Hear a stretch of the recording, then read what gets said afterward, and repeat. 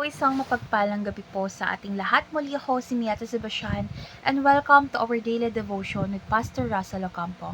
And today, our devotion talks about trusting in God's plan, and our scripture is all about Romans chapter 8 verse 28. NI version, and we know that in all things God works for the good of those who love Him, who have been called according to His purpose. So ASND version, alam natin na ang lahat ng bagay, ang Diyos ay kumikilos para sa ikabubuti ng mga nagmamahal sa Kanya na tinawag ayon sa Kanyang layunin. So, tungkol saan nga ba tong verse na ito? So, yung verse na ito is nagbibigay ng katiyakan sa atin na ang Diyos ay kumikilos sa lahat ng bagay para sa ating kabutihan, lalo na sa mga nagmamahal sa Kanya at tinawag ayon sa Kanyang layunin. So, ipinapakita nito na ang bawat pangyayari sa ating buhay ay mabuti man o masama ay bahagi ng mas malaking plano ng Diyos na magdudulot ng kabutihan sa atin. So, ang verse na ito o ang mga verses na ito ay nagbibigay ng pag-asa at pananampalataya na anuman ang mangyari, ang Diyos ay may kontrol at may mabuting layunin para sa atin. So, dadako na tayo sa ating teaching. So, our first teaching is God has called us for a purpose. So, alam naman natin na lahat tayo ay itinawag or tinawag ng Diyos na may tiyak na layunin. So, ang bawat pangyayari sa ating mga buhay, mga pagsubok, hamon, masaya ka man or hindi, lahat ng yun ay bahagi ng kanyang plano para matupad ang layunin na iyon. So, alam naman natin na si God is meron siyang magandang plano para sa atin. So, second is God works all things for our good. So, sa kabila ng mga pagsubok at hamon na ibinibigay niya, dapat tayong magtiwala na ang Diyos ay gumagamit ng bawat sitwasyon para sa ating kabutihan at para matuto, lumakas, at mas lalong magtiwala sa Kanya. So, last teaching is God has planned that no one can hinder. So, walang makakadlang sa plano ng Diyos para sa ating buhay kasi ang kanyang plano ay perpekto at matutupad anuman ang mangyari. So, tulad nga ng verses na when the time is right, the Lord make it happen. So, lahat ng mga pagsubok natin is para yan sa atin at sa future natin dahil pinapalakas tayo para kapag binigyan tayo ni God ng mas malaking pagsubok or mas mahirap na pagsubok, alam na natin kung paano siya lulutasin dahil alam natin na kasama natin si God. So, dadako na tayo sa ating application. Our first application is discover God's purpose for your life.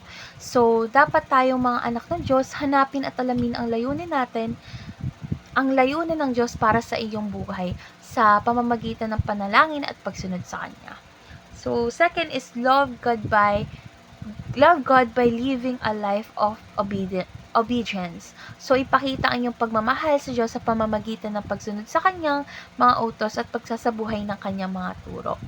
So, last application is trust God's process of forming you.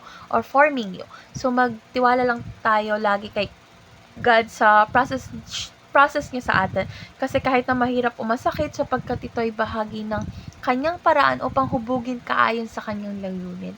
So, tulad nga ng sinabi ko sa'yo kanina is, kahit anong hirap at sakit yan, kumpara lang din yan sa ikahuhubog mo, ay antayin mo na mag-succeed ka dun sa pagsubok na yan.